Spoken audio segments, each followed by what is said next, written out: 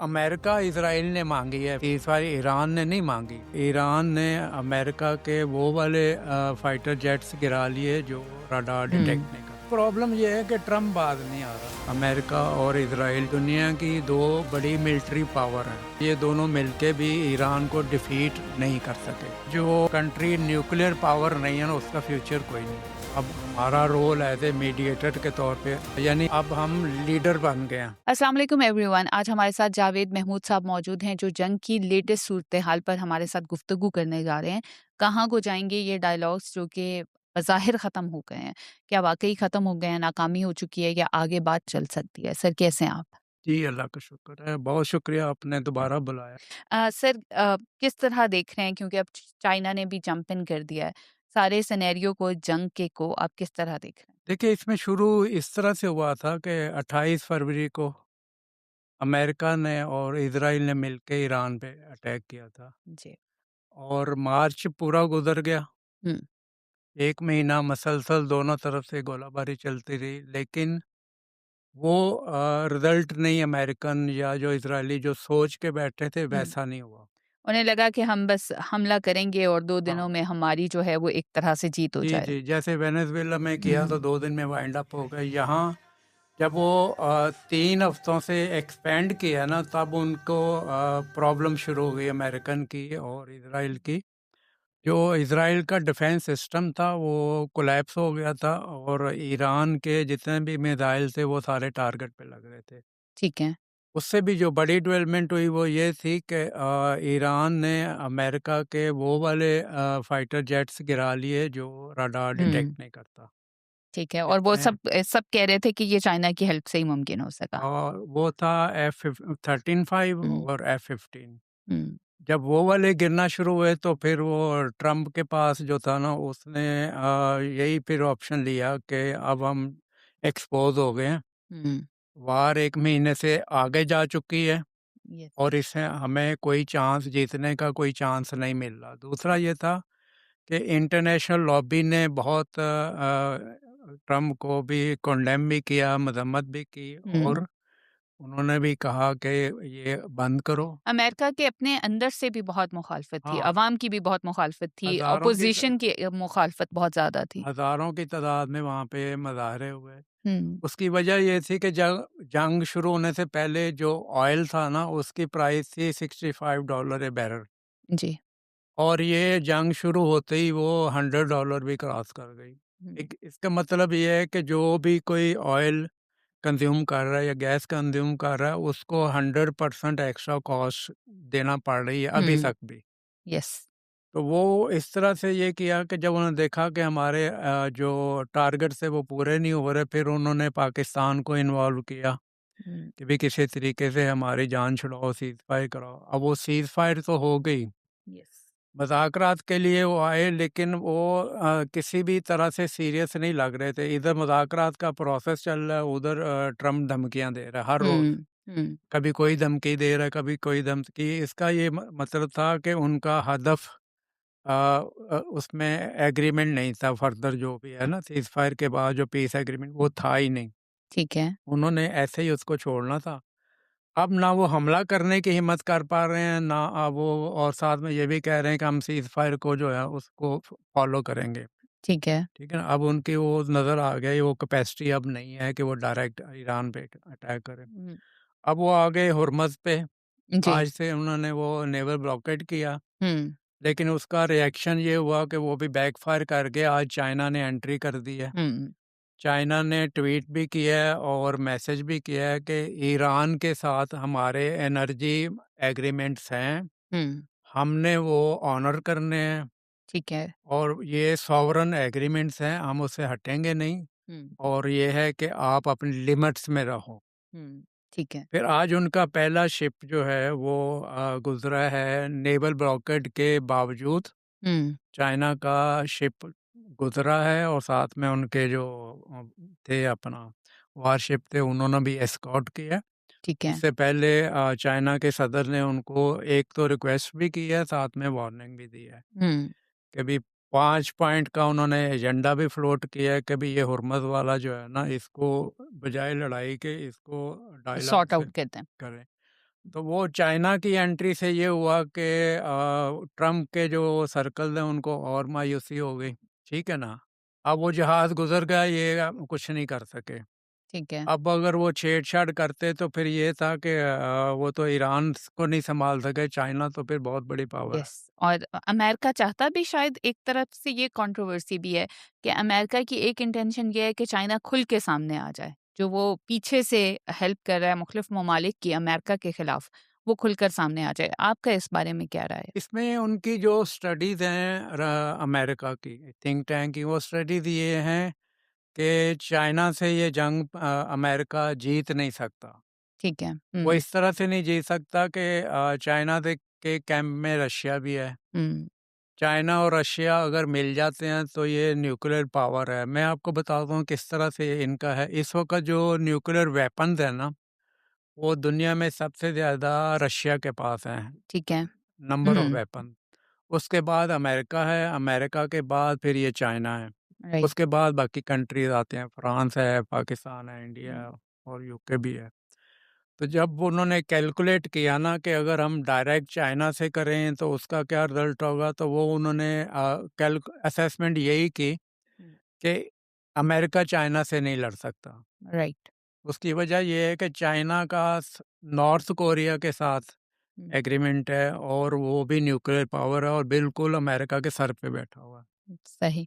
तो वो उन्होंने रूल आउट कर दिया है कि डायरेक्ट वार हम नहीं कर सकते। तो आप क्या सिनेरियो देख रहे हैं स्ट्रेट ऑफ हॉर्मज़ का, अमेरिका का और फिर पाकिस्तान का? देखिए, उसमें ये है कि सारे मुल्क इवन यूरोप भी कह रहा है अमेरिका के बाद आ जाओ। हुँ। आपकी वजह से पूरी दुनिया को हर चीज़ डबल रेट पे लेना पड़ रही है। इटली की प्राइम मिनिस्टर ने भी कहा, यूके के वाले ने भी कहा, फ्रांस का जो मैक्रोन है सदर, उसने भी कहा है कि भई आपकी वजह से सारी दुनिया मुसीबत में है, बाद आ जाओ और डायलॉग से इसको कर लेते हैं। हुँ। डायलॉग में यही है कि वो ऐसा सिस्टम बना लें कि वो कह रहे हैं कि ईरान अगर वो टैक्स लगा रहा है तो वो टैक्स ना लगाए। ठीक है। दूसरा, ये जो टॉक्स हुई थी इस्लामाबाद में, वो फोर्स कर रहे हैं ईरान को कि अपना न्यूक्लियर प्रोग्राम जो है उसको 20 साल के लिए फ्रीज कर दें। हुँ। उन्होंने कहा ये तो पॉसिबल नहीं है। उसकी वजह है कि सबसे ज़्यादा वेपन तो अमेरिका के पास हैं और अमेरिका ही खतरा है ईरान के लिए भी और हुँ। दूसरे कंट्रीज़ के लिए। वो अपने न्यूक्लियर वेपन की बात नहीं करते। यस। आज उन्होंने ईरान ने फिर ये प्रपोज़ल फ्लोट किया है कि भी हम 5 साल के लिए फ्रीज़ कर सकते हैं ठीक है। और कोशिशें हो रही हैं कि इसी वीक में दोबारा एक राउंड जो है वो हो जाए डायलॉग्स का। और दोनों तरफ से ये इस चीज़ के इशारे भी मिल रहे हैं कि हम मज़ीद मुज़ाकरात बैक चैनल ऑलरेडी हो रहे हैं हुँ। और ये नेक्स्ट राउंड जो है ना वो किसी भी टाइम पे होगा जिसमें ये हुर्मज़ वाला मामला भी हो जाएगा। ठीक है। आपको लगता है कि हुर्मज़ वही ईरान के कंट्रोल में ही रहेगा? या उसके लिए कोई नए रूल्स बना दिए जाएँगे? नहीं, रूल किसी के लिए भी नहीं होंगे, वो उसको उसी तरह चलाएँगे जैसे पहले है। ठीक है। एक कोई दरमियान में एक ये भी था ना कि उसके ऊपर जो है इंटरनेशनल फोर्सेस को दे दिया जाए, कुछ इस तरह का कर लिया जाए, ताकि ईरान का एक जो मेन कंट्रोल जो है, हुँ, वो निकाल दिया जाए और इंटरनेशनल कंट्रोल लेके आया जा सके। देखिए, हुर्मुज़ को पहले भी ईरान कंट्रोल नहीं करता था। ठीक है। तो इंटरनेशनल फ़ोर्स भी कोई नहीं कंट्रोल करती थी, वो उसको ओपन रखा हुआ था, हुँ। जो इंटरनेशनल एग्रीमेंट्स वगैरह उसी तरह से हैं। अब भी कोशिश यही हो रही है कि आप किसी को बिठाएँ नहीं। ठीक है। अगर अमेरिका किसी को बिठाता है तो फिर इधर ईरान बिठा देगा। एग्ज़ैक्टली। फिर इस तरह दूसरे कंट्रीज़ हैं, तो चाइना ने यही कहा है कि आप इसको छोड़ दें, हुँ। हुर्मुज़ को, और इसको ब्लॉक करने की ज़रूरत नहीं है और इसको जैसे पहले चल रहा था वैसे चलने दें। हुँ। अब ये है कि नेक्स्ट राउंड में पॉसिबल है, हुँ। क्योंकि एक तो ब्लॉक करना इतना ईज़ी है नहीं। यस। समंदर है, जब वो ग्राउंड पे और हवाई जंग जो है वो नहीं लड़ सके ईरान से, तो वो समंदर के अंदर लड़ना तो और भी मुश्किल है। बिल्कुल। तो उसमें ये होता है कि अगर कोई नुकसान होता है ना तो वो सर्वाइवल के चांसेस मिनिमम होते हैं, क्योंकि हुँ। रेस्क्यू समंदर के अंदर नहीं होता, ग्राउंड सपोर्ट नहीं होती ग्राउंड समंदर के सपोर्ट अंदर। नहीं है आपके पास और वो ईरान के बहुत करीब है, ईरान के बॉर्डर्स के करीब है, तो ईरान के लिए तो उसमें फ़ायदा ही है। हाँ, अगर फायदा वो है। उस एक्सटेंट तक जाता है, उतना जी, एक्सटेंड जी। करता है अमेरिका, तो ईरान को मुश्किल नहीं है जी, जी। उसमें। अब वो मैं ईरान ये भी चाह रहा है ना, जो उसने कहा था हमारे एहसासे फ्रीज किए हुए अमेरिका ने जो पाबंदियां लगाई हैं वो ख़त्म कर दें, उस पे अमेरिका एग्री भी था। ठीक है। सिर्फ एक बहाना बनाया है कि जी न्यूक्लियर पे वो हमारी बात नहीं मान रहे। अब देखें ना, जैसे हम दो बैठे हैं, हुँ, आप मेरे सामने बंदूक लेके बैठे हुए हैं, तोप लेके बैठे हुए हैं, मुझे कह रहे हैं नहीं जी आपके हाथ में कुछ नहीं होना चाहिए, हुँ। वो तो पॉसिबल नहीं, ये तो गलत हो गया ना। ह्यूमनली जो भी पॉसिबल नहीं है। जो भी डिसीजन है, प्रिंसिपल है, वो इक्वलिटी की बुनियाद पे होना चाहिए। हुँ, तो अब आखिरी दो चीज़ें रह गई हैं। एक ये कि ईरान का न्यूक्लियर प्रोग्राम है, अगर उन्होंने 5 साल का फ्लोट कर दिया खुद ही कि हम 5 साल फ्रीज कर रहे हैं, बैठेंगे मे बी वो उसको 10 ईयर तक ले जाएं ताकि ये मामला क्लोज हो जाए, और गारंटी ठीक ये है। है कि दोबारा ईरान पे अटैक नहीं होगा। हुँ। वो लगता है होगा भी नहीं, चूंकि उन्होंने कोशिश करके देख लिया, कोई फ़ायदा तो कोई नहीं लेकिन हुआ। हम अब एंड पे लेके जाएँगे अपनी टॉक्स को। मैं ये जानना चाहूँगी कि ईरान और अमेरिका तो शायद समझ ही जाए। What about Israel? क्या इज़राइल पास आएगा? इसराइल का खासा नुकसान हो चुका है। हुँ, ईरान ने उनका जो कैपिटल सिटी है टेल अवीव जो है उसमें बहुत तबाही की है, हुँ, यरूशलेम में भी की है, और वहाँ वहाँ मारे हैं मिसाइल जहाँ वो सोच भी नहीं सकते थे। जब उनका डिफेंस सिस्टम ही ख़त्म हो गया, हुँ, तो ये उसके बाद ही हुआ है ना सीज़ फायर, वरना ठीक वो है। तो आपको पता है हुँ, वो तो पकड़ाई देने वाले ही नहीं थे। हुँ, ये अमेरिका इसराइल ने मांगी है, फिर सीज़ फायर ईरान ने नहीं मांगी। हुँ, ईरान को तो एक तरह से ना मिन्नतें तरले करके दोस्ती में सबने, चाइना ने, पाकिस्तान ने और अरब कंट्री ने, कि भाई अगर वो कह रहे हैं तो आप एग्री हो जाओ। ठीक है। ईरान की तरफ से ये नहीं था कि हमें सीज हुँ। फायर चाहिए, ये अमेरिका और इजराइल की तरफ से था, और वो देख रहे थे कि अब चीज़ें हमारे हाथ से निकल रही हैं। इन शॉर्ट ये कि अमेरिका हैज़ बीन एक्सपोज़्ड और अब हाँ, उसको एक सेफ वे चाहिए, जिसमें वो निकल सके। हाँ, फेस सेविंग पाकिस्तान ने उनको दे दिया, चूँकि जब उनकी जो मोस्ट मॉडर्न टेक्नोलॉजी थी, जो रडार भी डिटेक्ट नहीं हुँ, करता था। अभी जो लेटेस्ट इन्होंने मिसाइल गिराया है ना ईरानियन ने, F-15, वो शोल्डर से मिसाइल मारा है।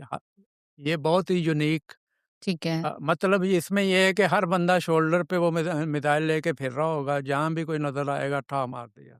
ठीक तो है। ये ज़्यादा ख़तरनाक है, और इस पे अमेरिका ख़ुद भी हैरान है कि ये जो त्यारे रडार पे नहीं आते वो कैसे हिट हो गए। हुँ, कभी चाइना को ब्लेम दे रहा है, कभी रशिया को दे रहा है।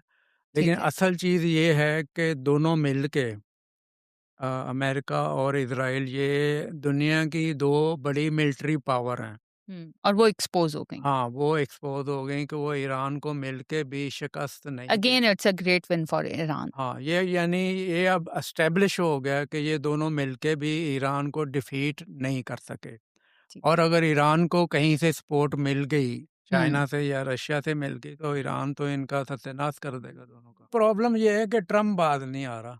हुँ, अब वो एक एंगल से हट के दूसरे पे चला जाता है, दूसरे पे तीसरे चले जाता है, वो रुक नहीं रहा। हुँ, अब उनके अपने ही सीआईए के एक्स डायरेक्टर ने कल बयान दिया था कि जो उनके आइन में प्रोविजन है उसके तहत ट्रम्प को सैक कर दें, ये बंदा अनफिट है हुँ, एज ए प्रेसिडेंट, जो पूरी दुनिया को तबाही की तरफ लेके जा रहा है। अब जो ये वाली जो जंग हुई है और वेनेजुएला का जो इंसिडेंट हुआ है, जी, उसमें ये साबित हुआ है कि जो कंट्री न्यूक्लियर पावर नहीं है ना, उसका फ्यूचर कोई नहीं है।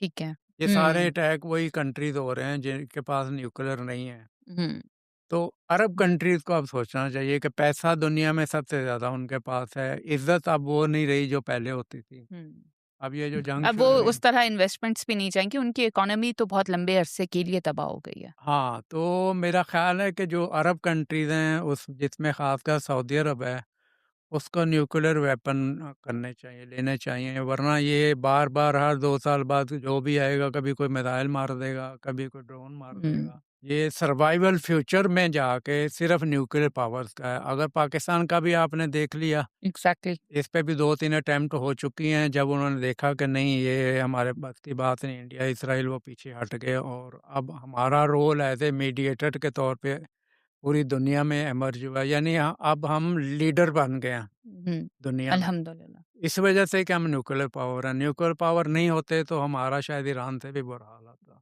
Thank you so much sir. Thank you for your वीएन बहुत और शुक्रिया आने का आपका। शुक्रिया। अल्लाह थैंक हाफ़िज़।